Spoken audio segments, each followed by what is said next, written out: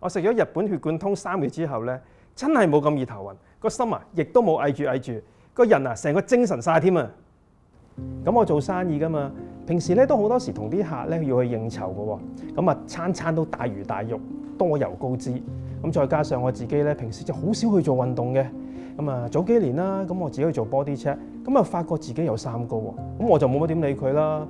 直至有一次咧，我去食飯食飽咗之後咧，我心咧翳住咁樣，之後仲覺得頭暈，啲血好似上唔到個腦咁樣。咁嗰一刻我就突然間醒起，我啲屋企人咧試過咧腦血管出過事喎，半身喐唔到，咁所以咧我嗰一刻咧我真係好驚我自己啲血管出事啊！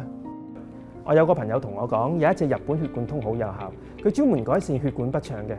開始嗰陣咧，我每日早晚都食2粒，食咗1個星期之後啊，我就發覺好唔同啦。平時食飽咗之後嗰啲心翳啊、頭暈啊、血上唔到腦嗰啲情況咧，就完全再冇出現過。食咗3個月之後咧，壞指數由之前嘅8.7降到落7.4，血壓咧亦都平穩咗喎。而家開會啊、做嘢啊都精神咗，個人啊輕鬆晒。我一定會 keep 住食嘅。